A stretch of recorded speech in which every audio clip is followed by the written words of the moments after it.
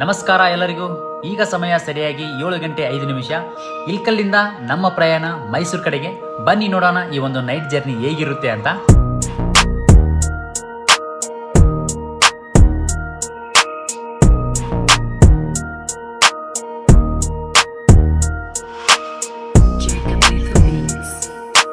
Time 10 ಗಂಟೆ ಆಗ್ತಾ ಬಂತು.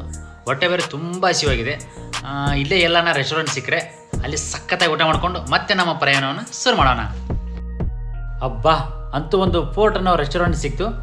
ಇದೇ ರೆಸ್ಟೋರೆಂಟಲ್ಲಿ ಹೊಟ್ಟೆ ತುಂಬ ಊಟ ಮಾಡ್ಕೊಳ್ಳೋಣ ಬನ್ನಿ.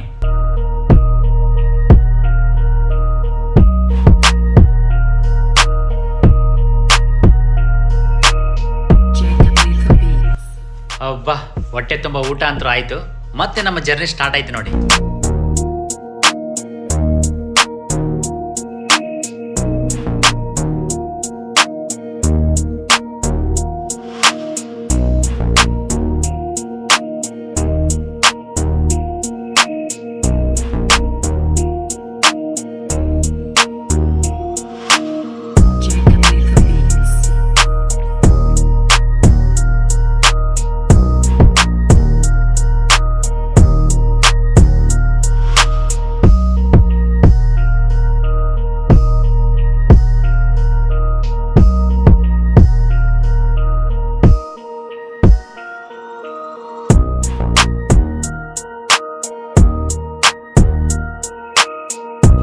ಇವಾಗ ಸಮಯ ಸರಿಯಾಗಿ 2:55.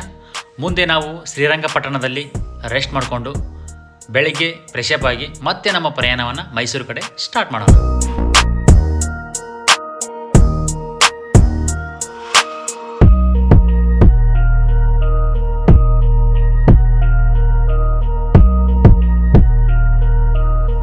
Welcome to Srirangapatna. ನಮಸ್ಕಾರ ಎಲ್ಲರಿಗೂ, ಗುಡ್ ಮಾರ್ನಿಂಗ್. ನೈಟ್ ಬಂದುಬಿಟ್ಟು ಇಲ್ಲೇ ರೆಸ್ಟ್ ಮಾಡಿ ಇವಾಗ ಫ್ರೆಶ್ ಅಪ್ ಆಗಿಬಿಟ್ಟು ಇದೇ ಒಂದು ಊರಲ್ಲಿ ಒಂದು ದೇವಸ್ಥಾನ ಇದೆ. ಅದು ಯಾವ ದೇವಸ್ಥಾನ ಅದು ನೋಡ್ಕೊಂಡ್ಬಿಟ್ಟು ಮತ್ತೆ ನಮ್ಮ ಪ್ರಯಾಣವನ್ನು ಮೈಸೂರು ಕಡೆ ಸ್ಟಾರ್ಟ್ ಮಾಡೋಣ.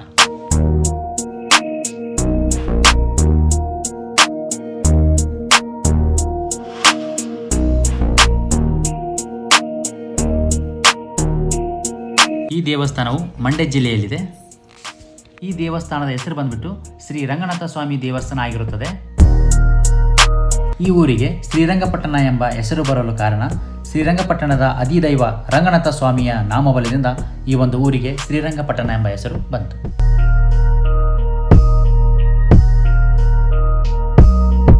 ಈ ಜಗತ್ತನ್ನೇ ನೋಡಿಕೊಳ್ಳುವವ ಅಂದರೆ ಮುಂದೂಡಿಸುವವನೇ ಈ ಶ್ರೀರಂಗನಾಥ ಸ್ವಾಮಿ. ರಂಗ ಎಂದರೆ ಸಭೆ, ನಾಥ ಎಂದರೆ ನೋಡಿಕೊಳ್ಳುವುದು ಎಂದರ್ಥ. ಆದಿರಂಗ ಕ್ಷೇತ್ರ ಶ್ರೀರಂಗ ಕ್ಷೇತ್ರದಲ್ಲಿ ಮೊಟ್ಟ ಮೊದಲನೆಯ ಕ್ಷೇತ್ರ ಆದಿರಂಗ ಕ್ಷೇತ್ರ. ಈ ಪುಣ್ಯ ಕ್ಷೇತ್ರವೇ ಮಂಡ್ಯ ಜಿಲ್ಲೆಯ ಶ್ರೀರಂಗಪಟ್ಟಣದ ಶ್ರೀರಂಗನಾಥ ಸ್ವಾಮಿ ಆಲಯ ಅಂದರೆ ದೇವಸ್ಥಾನ. ಶ್ರೀರಂಗನಾಥ ಸ್ವಾಮಿಯು ಆದಿಶೇಷರನ್ನ ಹಾಸಿಗೆಯನ್ನಾಗಿ ಮಾಡಿಕೊಂಡು ನಿದ್ರೆಯಲ್ಲಿ ಆರೂಢರಾಗಿರ್ತಾರೆ, ಅಂದರೆ ಜರುಗಿರ್ತಾರೆ. ಈ ಒಂದು ದೇವಾಲಯವು 9ನೇ ಶತಮಾನದಲ್ಲಿ ಗಂಗರು ನಿರ್ಮಿಸಿದ್ದು. ಅನಂತರ ವಿಜಯನಗರದ ಅರಸರು ಹೊಯ್ಸಳರು ದೇವಾಲಯವನ್ನು ನವೀಕರಿಸಿರುತ್ತಾರೆ. ಬನ್ನಿ ಸ್ವಾಮಿಯ ದರ್ಶನ ಮಾಡಿಕೊಳ್ಳೋಣ.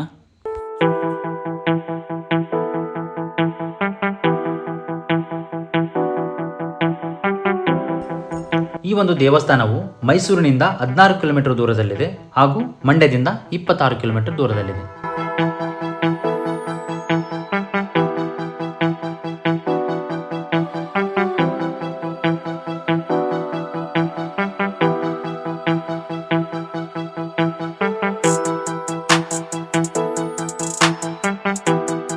ಇವಾಗ ಸ್ವಾಮಿಯ ದರ್ಶನ ಮಾಡಿಕೊಂಡು ಹೊರಗಡೆ ಬಂದ್ವಿ.